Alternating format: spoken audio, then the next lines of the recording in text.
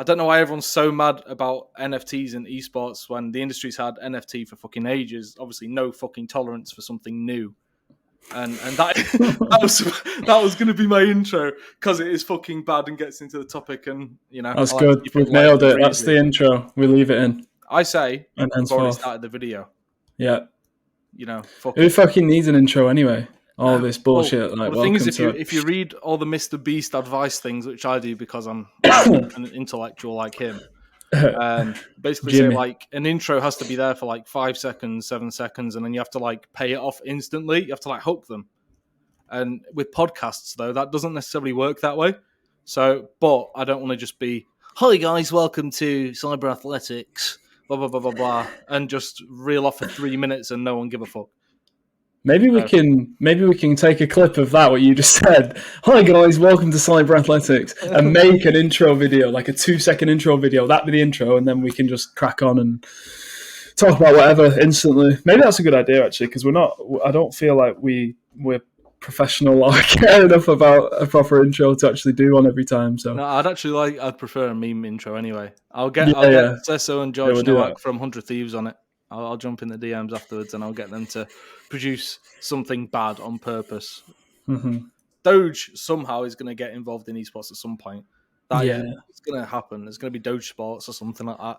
You mentioned in a previous video, didn't you, about how like most revenue for teams like through sponsorship now is from the crypto companies, which is interesting. Yeah, like the sponsorship revenue massive chunk. Is 100% the largest driver of revenue. And then I can't remember specific stats, but definitely the sponsorship revenue is going to go up according to Newzoo from 2021 to 2022. And there's only one real new category that's popped up within that time, and that is obviously like the crypto and blockchain stuff. But it's just the parallels between like how happy orgs are to get crypto companies involved versus how unhappy the fans are when crypto companies get involved. Yeah, it says a lot that the fans' sentiment around it doesn't seem to really matter to these organizations who are going to make these deals no matter what, because spoiler, they need the fucking dosh. Yeah. And can I just say something on that actually, mate? Fucking what's the CEO of? Is it the CEO of Fnatic, Sam, or the owner, the guy that founded it, Sam Matthews? Yeah, I actually really appreciated how he basically said, we knew this was good, like about their membership program thing. We knew this was going to be received badly by the esports community, but and he basically said something like they have an irrational distaste for it or whatever it was he said.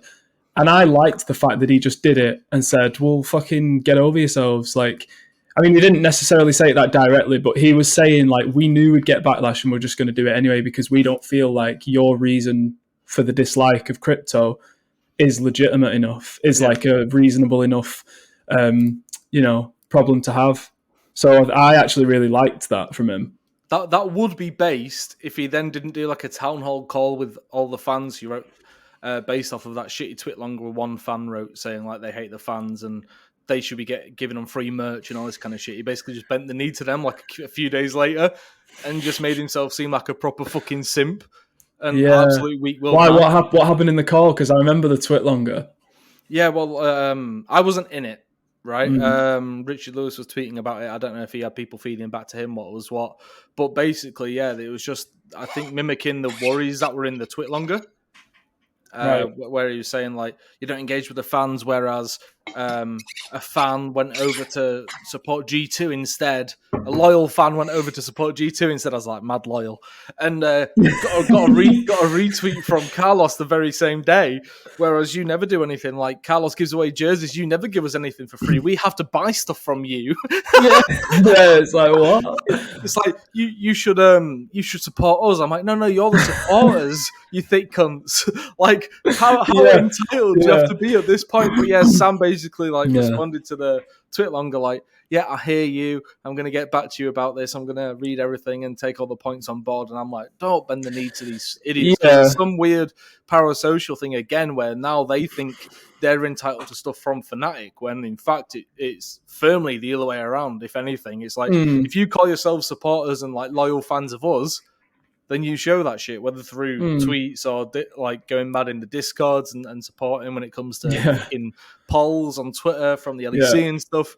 Not like we have to pay you to be fans of ours, effectively. Like that was a madness. So yeah, I liked it when he was just like, look, we have to go ahead with this anyway. I think it's good for the community. They'll understand in a few years or whatever. But then when you go and just pander to them like straight after for every other aspect of the business, that's just like, oh, Jesus Christ. That's the thing. On the one, I can understand why he's doing it, because the fans are the biggest thing about any like sports club. So it got loads of likes and retweets. So if he would have just ignored it, there's a risk that looks even worse, where he's like, he just doesn't even acknowledge it, and then everyone says, well, where is he? He's absent. He's clearly seen it or heard about it, blah, blah, blah. Why is he not doing anything? So it's kind of a lose-lose for him in his shoes. But like, I know what you mean. There's a certain line. I mean, like we said, we went in the call. Maybe he was like, no, hang on a minute, but maybe not. Well, like if it happened with like G2, Carlos would reply to that tweet longer, just saying like L ratio, and just like carry on about his day, like posting like gym selfies and talking about how he's just closed another $1 million deal. Like, I'm not a big fan of G2 particularly, but like, there's just I don't know, just the way he goes about it. It's just like, fuck off. Like, if you follow us, you follow us. If not, then you don't. You know what I mean? Yeah, like, that's a good attitude to have. I understand owning your shortcomings and sometimes being jaded if you don't listen to the community. I think it's important to listen to them, but don't let them fucking dictate to you what you do and don't do. You know, which is a madness. Which is why I'm glad they haven't sunsetted the whole NFT thing they're doing, right? Unless I've missed that. But it seems like they're still going ahead with it. Yeah, I think they are. And they even did some of the steps to try and mitigate the issues, saying, you know, like, oh, this is free and this tier will always be free, and then they'll actually accrue value over time. So, like, look, you get involved now as nothing on you, and then later on you could get some dosh for it. Like, this is the only way to do it. And they probably spoke about the carbon kind of effect, you know, the carbon footprint of minting the products and stuff like that. I think they tried to get ahead of it decently, but like, it was just an L from the get-go. Like, as soon as they announced they were going to do something, and the NFT words mentioned, it's a wrap, you know, because I remember Team Vitality, and I don't know how to pronounce the name, it might be Tezos or Tezos, like Jeff Bezos, I don't know. But they announced a deal, crypto NFT deal, and they just didn't mention NFTs, and like, everyone was pretty decent with it. And then it got out, like, they actually clicked the link and saw it said NFT on the page, and then like some people started going mental there. So it's like, it's almost just like the word NFT or crypto is like red rag to a bull. It's just like, no matter what, it's gonna fucking go for it, even if it's the best invention you come up with, and will set up the organization in the future to be something better. You know, like, it doesn't seem to matter if you just have those three letters there.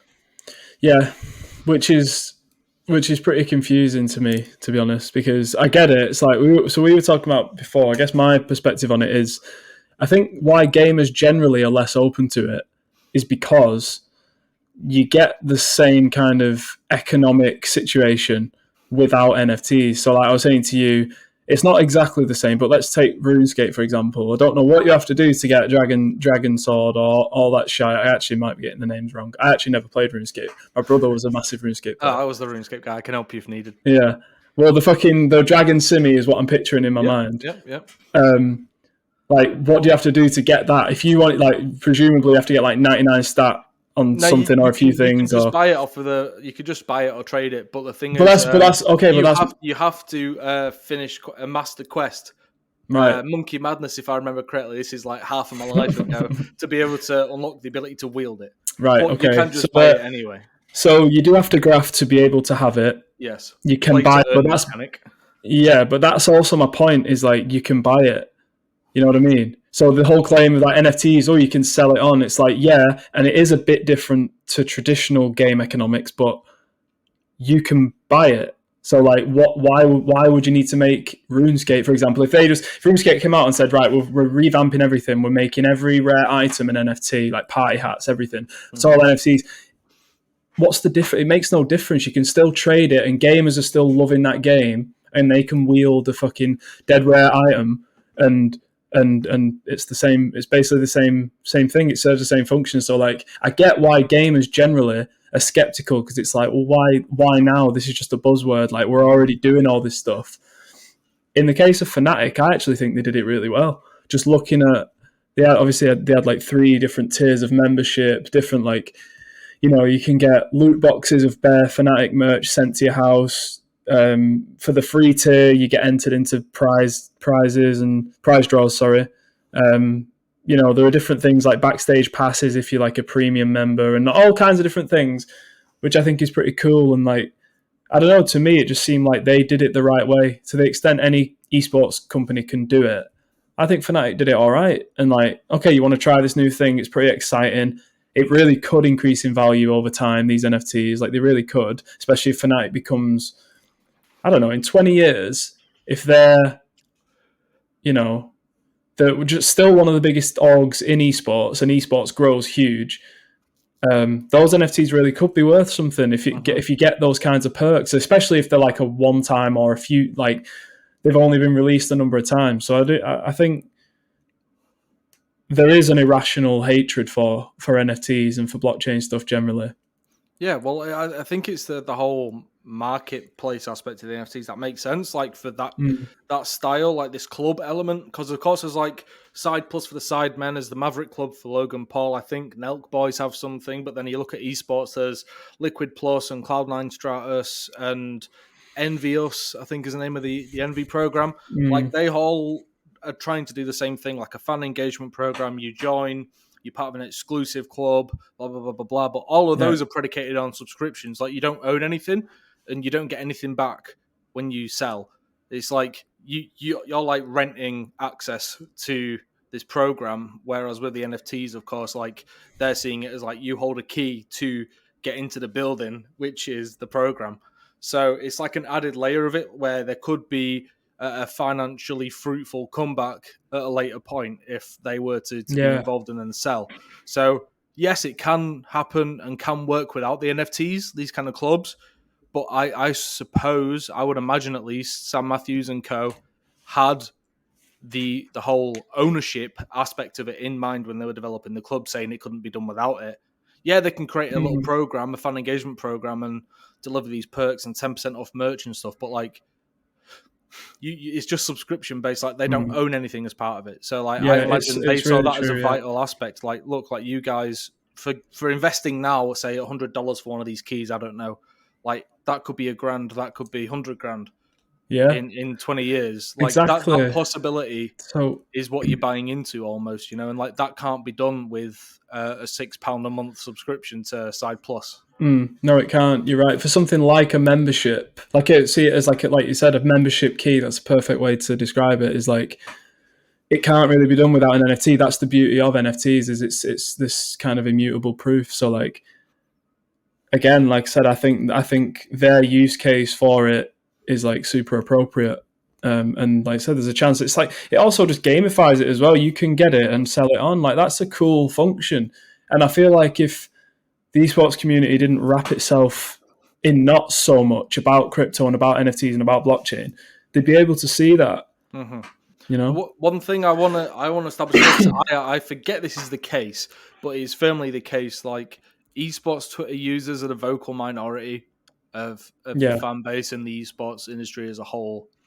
And of course, when we speak about esports here on this show, we effectively are almost always talking just about like Western esports, because like it's a whole other world over in China and stuff like. So when I say esports, I do mean in the West. Like, yeah, like Twitter doesn't represent the views of everyone. Most people are there to just tune in and then fuck off, I suppose. Like, watch some teams, watch a good tournament, and then bounce, and then they'll just play games in the meantime. I don't necessarily think 1,000 angry Misfits fans, when they announce their Tezos deal or whatever, like represent the esports community per se, but like it is a good way to, I find, like aggregate the general sentiment towards what things are. Though of course people, I think at least, are more likely to speak out if they're like experiencing a real negative emotion towards something. But also, you don't want to be one of the people who's missing out on the trend and not signaling that you're part of the good crew. If you perceive the anti-NFT esports crew as like being the ones that are standing with their morals and caring for the environment and such, like I understand why people would pipe up, even if they actually don't have the strong feelings. They want to be part of the in-crowd and part of the conversation and signal to other people, look, I'm just as fucking sick as you lot are. You know what I mean? Like, yeah, fuck Fnatic, fuck FaZe Clan with MoonPay, blah, blah, blah, blah, blah, So I understand it all. I don't think it represents esports as a whole, but I think it's a good indication into the general sentiment towards, I guess, blockchain tech, to wrap it all up in one term. You know, and look, like the environmental impact issue, it is an issue, of course, but like there's an environmental impact for loads of things. I bet a lot of these people drive to the supermarket, then buy sustainably sourced items. You know what I mean? Like they don't care about that. Are they biking? Are they cycling? Are they walking?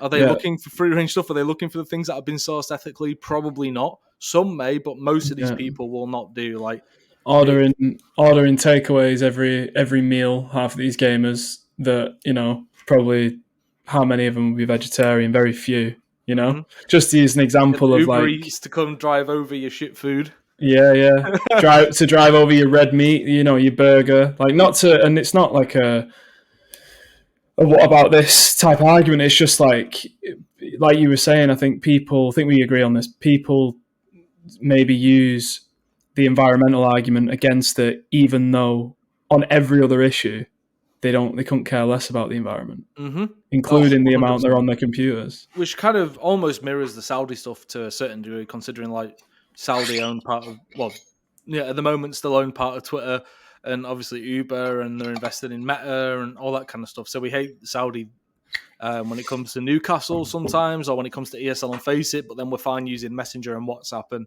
and you know, Instagram to look at people hiking or fucking models' asses or whatever people do on Instagram these days. I'm off of it, you know. But like, it's the same thing. Like, you care about what doesn't affect you, and then what does affect you. It's just like, well, it works for me, so I'm going to pretend it's not the case, you know. So like, yeah, I bet most of them aren't cycling to work instead of driving. You know, I mean, just little things like that will 100% affect the environment. But like, so I've got a stat here, and of course, maybe not the best sources of all time, but this is not a solid piece of journalism right here. This is us chatting shit. What I saw was a single Ethereum transaction. So Ethereum basically fuels the main blockchain, right? Like, consumes as much electricity as an average US household uses in a work week. So every time you buy and sell something on the blockchain that uses Ethereum, you're using the same amount of electricity as the average US household does. Is that every? You say every transaction? A single Ethereum transaction. Christ. But like, obviously, they're working to mitigate that. They were calling it Ethereum 2. Now I think they're just upgrading just Ethereum as is. As you say, I think you said before recording, like, is it proof of stake? Is that what's proof of stake? Yeah, that's what they're moving to, rather than proof of work, which is, I forget exactly how it makes it less environmentally good. But proof of stake is basically a different method where you use the crypto you already have as a kind of stake, right? And then that basically fucking, I don't really know. I forget. It's quite complicated. Some smart bastard came up with it. But what we can safely say is there are people working on it, and everyone's aware it's a problem, like Bitcoin mining, all that kind of stuff, using fucking, I don't know how much energy. Like, all of that stuff is a problem, 100%. But there's one thing the gamers seem to be forgetting, which I think is a big point, is that there's also energy consumption when they game and sit at their desks all day looking at screens, when they've got Netflix on while they're queuing in Valorant. And then they've also got Spotify on for that lo-fi playlist while they're watching some anime on mute. And then they're on the phone, which is charged, being charged at that moment. Like, and then they've got the fancy RGB lights on in the background, so the stream looks sick. And then they go downstairs, the mum's watching Netflix, but then they go to the bedroom. Dad don't want to watch Netflix; he wants to watch something on Disney Plus. Like, there's all of these things on. These are all consuming electricity, but especially in gaming. So, a stat here, which I believe I pulled from The Verge, which I can link in the description below if people are interested. So the use of consoles and PCs per year is the equivalent of the environmental impact of 5 million cars. So on an annual basis, all of the gaming in the world is equivalent, when it comes to environmental impact, of 5 million cars. So I think you can safely say there is a fucking impact there when gaming. But people don't seem to care about that. I've never seen anyone argue that they should turn off certain lights when they're gaming, or make sure they're using, I don't know, energy-saving bulbs or energy-saving RGB lights in their background for the streams or whatever, you know. So again, people care about So you think people with crypto and NFTs, but not with what they do every day. Yeah. There's a very good reason why, despite all of the bullshit these orgs and tournament organizers know they're going to get and going to be on the receiving end of, why they still entertain these deals and partnerships anyway. And of course, it rhymes with shmoney. And money, exactly. Money. So, like, at the end of the day, like, that proves to me money over hose and fans in esports. So we're keeping it based still basically at the moment and capitalist. Yeah. Because esports is not a non-profit endeavor, but believe it or not, it's actually a for-profit industry for the most part.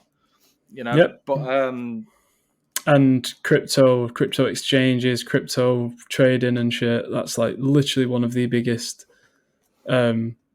growth industries like in the world, probably, I presume. Like, I don't know what the total value is of crypto, but if you take Bitcoin and stuff into consideration, the market cap of Bitcoin, what is it? It's beyond $1 trillion now, isn't it? It broke. I'm pretty sure it broke $1 trillion like a few months ago. So the size of the crypto industry is huge. So you're bound to see like partnerships like that. And I think the reason they're interested in esports is just because that, even though we've touched on and we'll keep touching on how they don't take well to crypto, there is a natural and obvious crossover between the kind of people that are interested in crypto, Web3 type stuff, future looking, and the esports audience, which is very young, tech savvy, that kind of thing. So I think it makes a lot of sense on some level, even if the conversation at the minute is quite toxic around it. And so do you think that puts a price on, or do you think there is a price on how much negative PR you're willing to take? You know what I mean? Like, if it's like, oh, I'm not going to take this $2 million deal because the amount of shit I'll get doesn't warrant that, and I might disillusion a bunch of fans. But if you offer me $4 million, then maybe it'll offset it. Well, I just think, like, first of all, is the PR backlash even that bad? You know, like there's some MONEYYY bastards on Twitter that say a couple of things like, oh, another crypto, blah, blah, blah. Is it that bad? Is it bad enough that it's going to put your company in a bad light? First of all, I think to most people, no. I don't think they'd really, even if they see those tweets, I would like to think most people would be able to make their own judgment and be like, well, hang on, like, is it that bad? You know, if Coinbase sponsors Blast, is it that bad? It'll only be the fickle people who would leave, right? If leave like supporting a club, but then I'd imagine it's the loyal people that actually like vote with their money when it comes to merch and everything, right? So it's actually probably the non-paying vocal minority that are likely to leave if you announce one of these deals versus those that are somewhat propping your org up and are going to be around for 10, 15, like 30 years. And like we were saying about Sam Matthews at Fnatic before, like, on some level as well, it's like the PR, like, it's not as though they're associated with a frigging, it's not like they're in bed with a dictator, you know what I mean? It's not like they've partnered with this fucking anti-vax, like, it's nothing that's like majorly serious or like it's crypto, I don't know, and there's just a toxic conversation around it. So I just think if you're somebody that's about to strike one of these deals, like, yeah, maybe you'll get a few negative tweets, but you'll do it anyway because you're the grown-up and you know that your org needs money or your tournament organizer needs money. And that's just the way it is. Like, fucking hell, we live in a capitalist society. True. But with, like, crypto being so young and also quite volatile, I'd say, like, one day a company could exist and the next it may not, which is what worries me with, like, 10-year deals like the FTX and TSM deal, which is worth 210 mil, right? I think FTX are probably going to stick around, but, like, other long-term deals like that, where, say you're promised $1 million a year from this crypto exchange for 10 years, what's to say they're going to exist past year 4, year 5? And what if you're making decisions based on a budget that includes the money that comes from that sponsorship deal? Like that's a tricky one. And there's nothing to say you can just replace that revenue. Like, look, like in esports, like I'd like finding another source of $1 million a year isn't that easy in esports. It's really quite tough. So they're relying on that stuff. And if it's I don't know if it's a Bybit or Coinbase or whatever, like maybe not all of those will exist in 5-10 years. So you've got to be careful. You'd want all your money up front, basically, is what I'm saying. If I ran an org, I'd want all of my crypto money up front or within like 2 years. Because there's an inherent risk there, just as there's in esports. Like, look, I reckon there's a chance Virtus Pro and Gambit may not exist quite soon. Like Gambit just sold their CS. Well, it was a complicated transaction, but their CS:GO players have left and gone to Cloud9, a number 3 team in the world in CS, like gone. Like if you can't compete in tournaments because you're a Russian organization, obviously you're linked to fucking oligarchs, and you probably shouldn't be allowed to compete.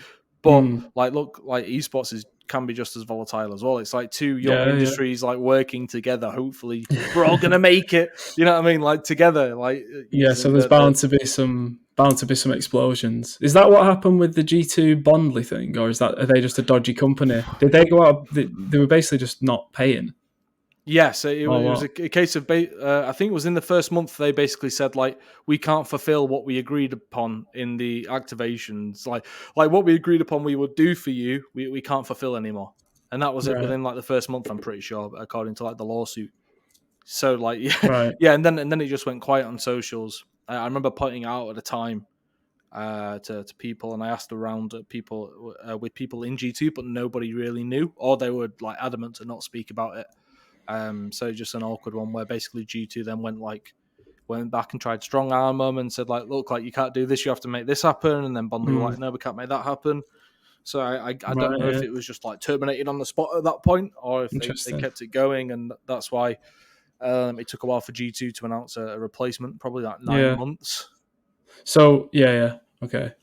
So maybe they didn't go out of business, or maybe they weren't losing money. They might have just been a difficult company. So maybe that's not. I think a great they example of what I was trying to promised say. and then under-delivered. Yeah, right. Which is obviously the exact opposite of what you should do. You should under-promise, over-deliver, make a really good impression, especially if you're like an unproven entity that's trying to show like you can provide real value. Like they like took the equation, flipped it on his head, and then are now getting sued for like $5.6 million or something like that. So but you're right. I mean, that's one of the orgs where like they won't take shit, and also you expect them. Look, they've got prestige brands involved with them. Like I say, prestige. They've got honourable brands at least, like respectable brands: the Red Bulls, Domino's, Adidas. Logitech, all that kind of stuff. Like they've got decent, like mainstream brands with them. You wouldn't expect them to go into bed with a company that's full of shit and not willing to do the work needed. So it shows anyone can kind of get bamboozled.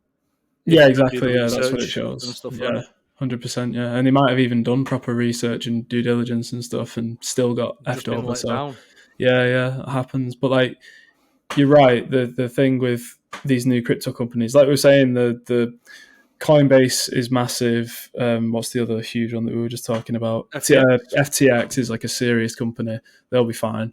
But you're right, like there'll be plenty of other crypto partnerships. And like you said, it's so volatile. Something could happen that wipes out 50% of the altcoins. These exchanges all of a sudden take a massive hit.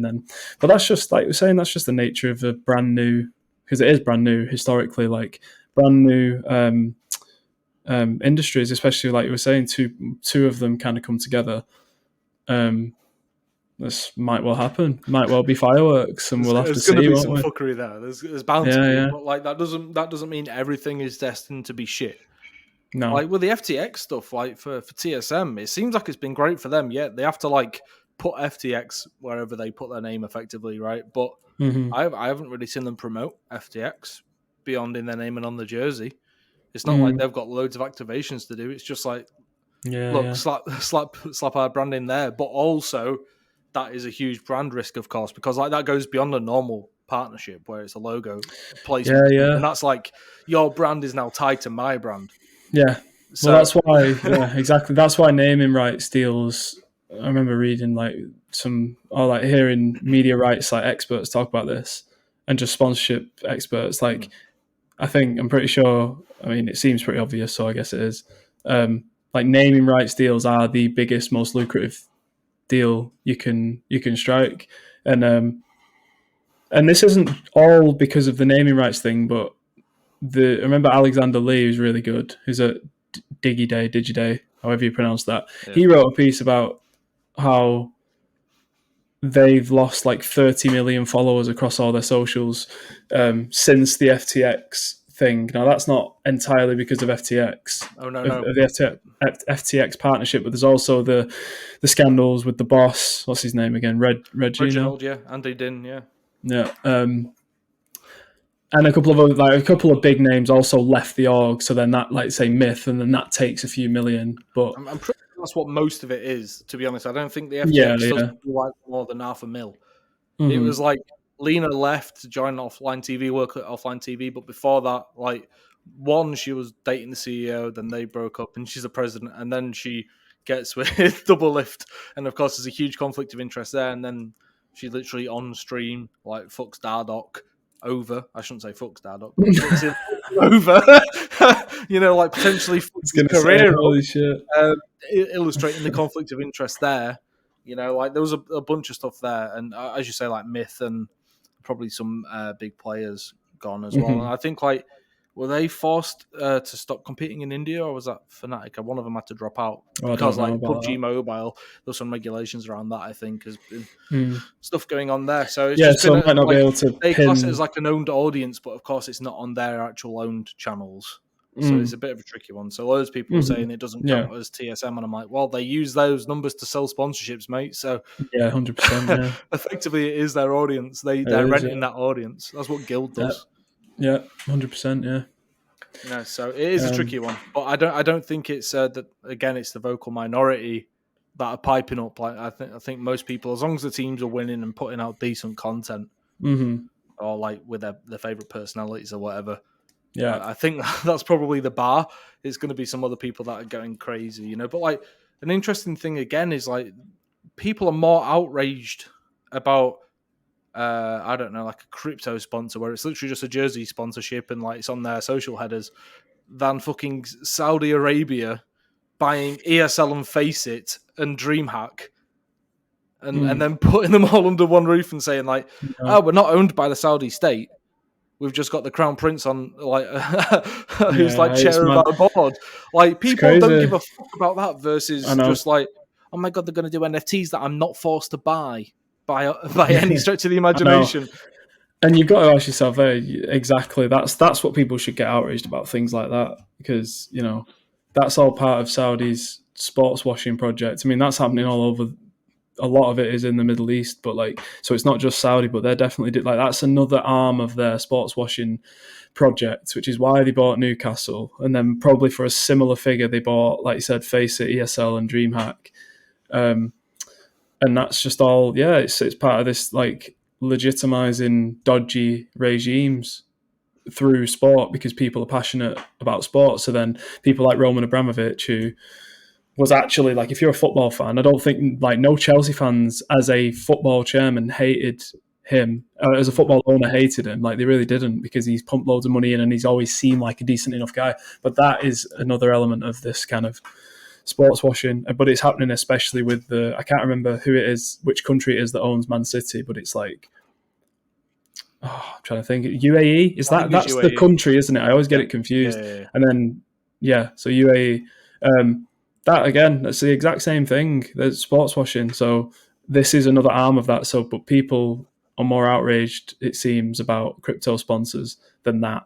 And that is the stuff you should be outraged about. And you should speak truth to power on it, If you're going to speak truth to power on anything, it should be fucking things like that. I agree. I mean, like I don't have strong enough feelings about like mutant ape designs on Twitter profile pictures. Other than the fact, for me anyway, that whole shit is just cringe as fuck as well. Like, I get it. Yeah, like it's just the whole.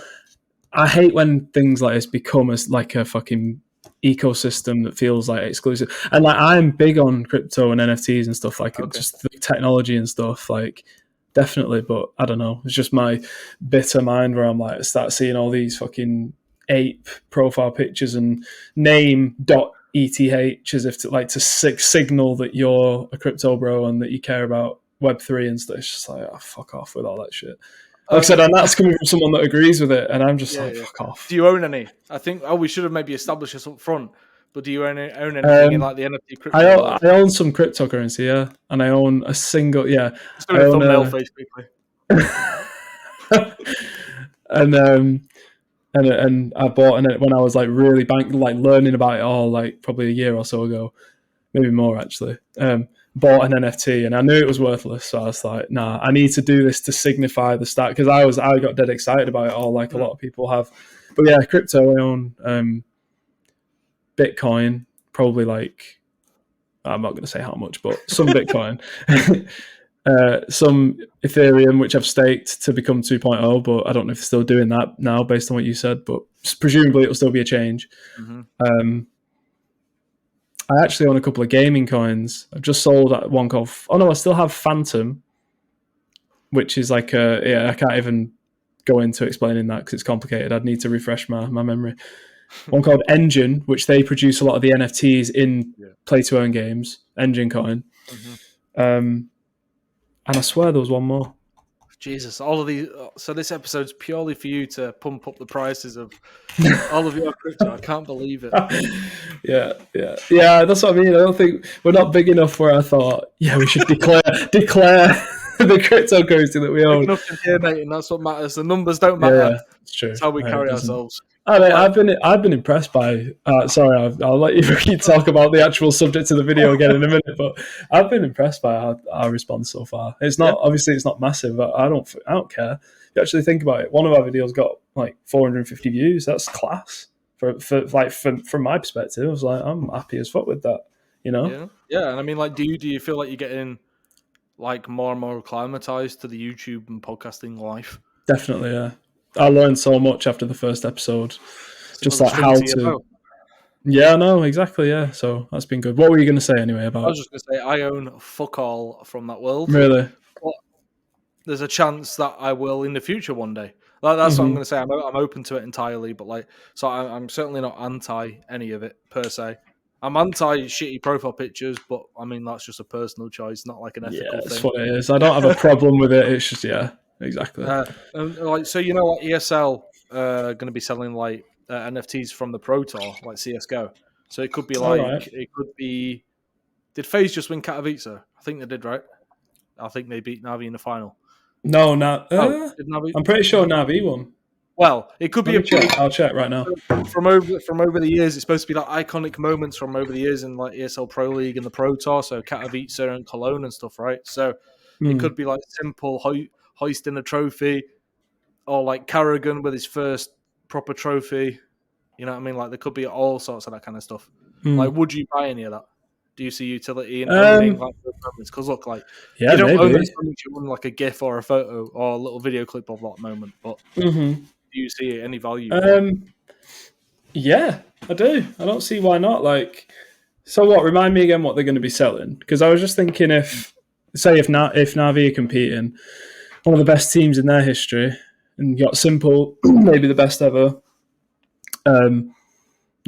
They win. There's a limited edition NFT dropped of Simple, winner of PGL Major Edition, whatever, whichever tournament you said that they're going to release NFTs for.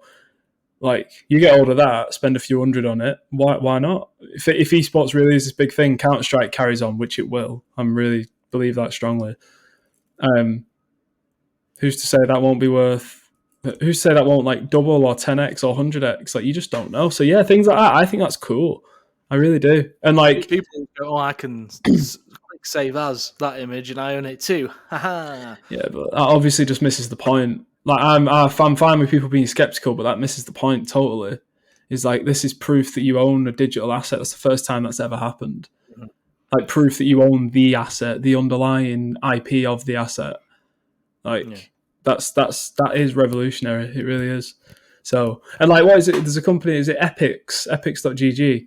I'm pretty sure they're blockchain based. Like, they have NFTs.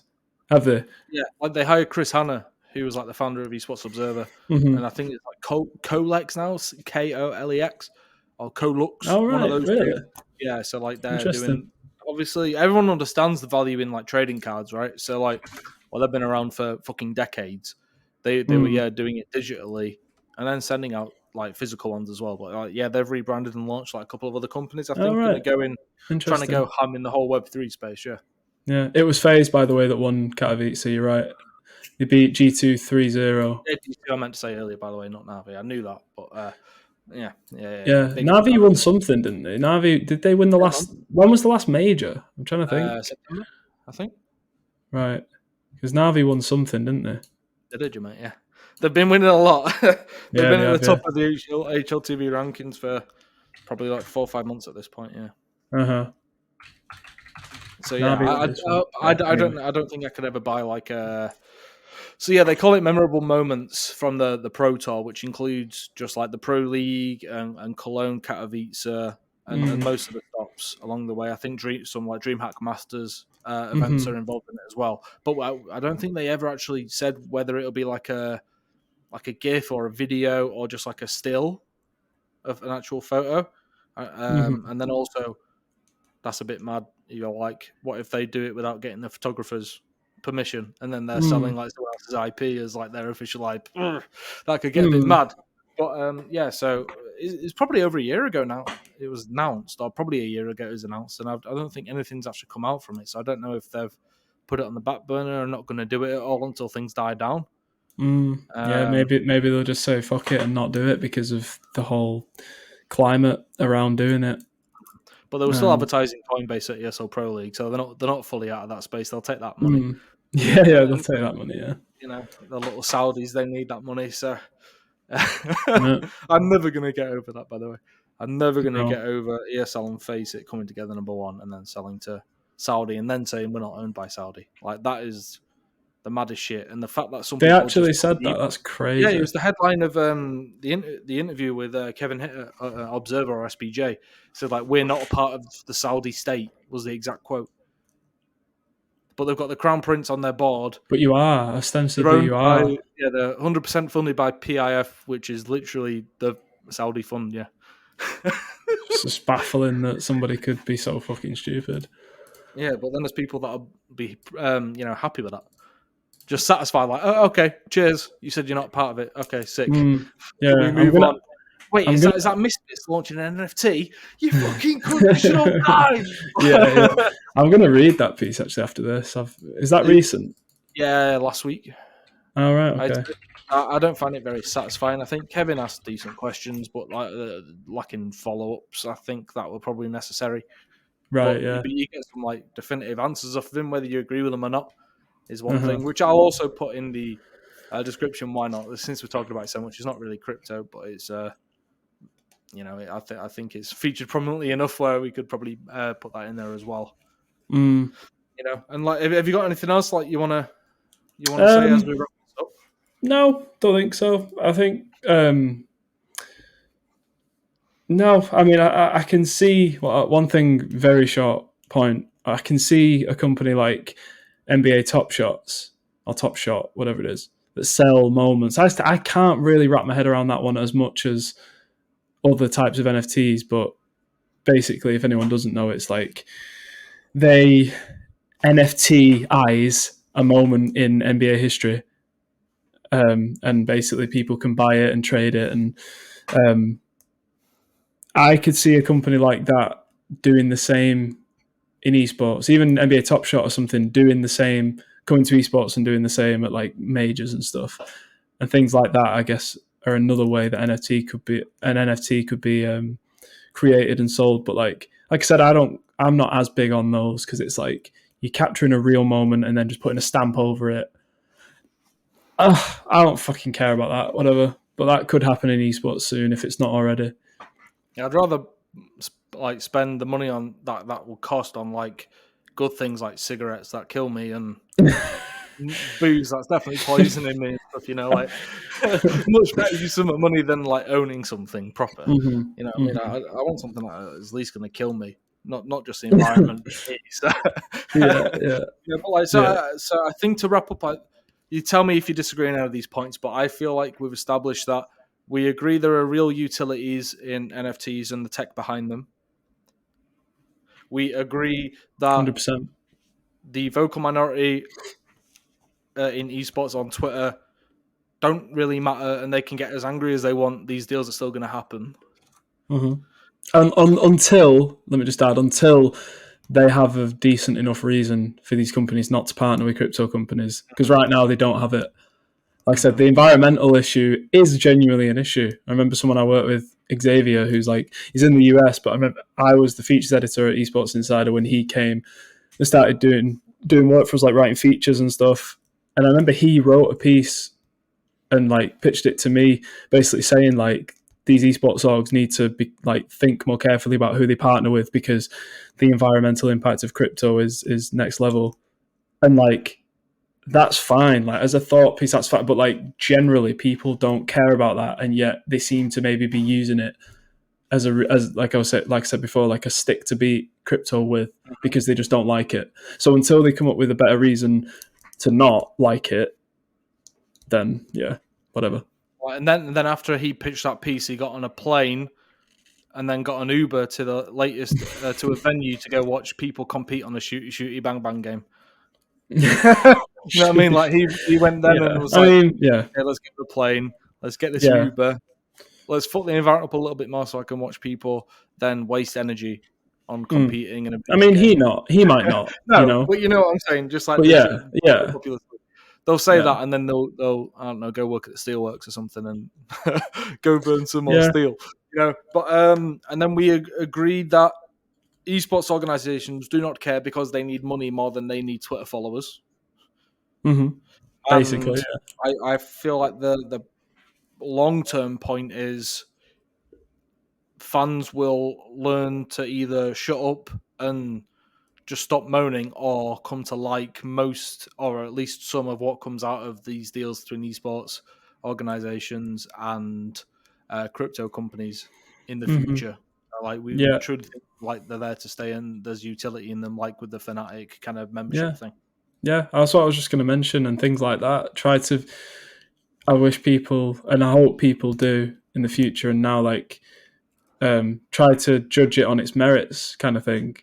You know, especially like I said, the Fnatic thing to me is a good example. They clearly took some care and thought about how it would be received, and you know, had a kind of plan for it. So yeah, just judge it on its merits. Don't get swept up in the half of some of what is said on Twitter about it all. It's just obviously nonsense or just exaggerated or whatever.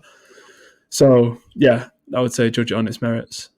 And then the last point is everyone should go buy the new Cyberathletics shitcoin coming to a blockchain near you. Yeah, we forgot to mention. Yeah. This was all to shill our latest crypto, which gives you exclusive access to my Twitter account where you can just go and follow me and see everything that I tweet. Yeah. Nice. Love it. One. So everyone, I would like you to get us to 100 subs soon, please. So gently scrub up against our subscription button and then go bump and grind on the like button. After that, rather aggressively catch that wine. And we'll see you on the next video. Yeah. Nice. Peace.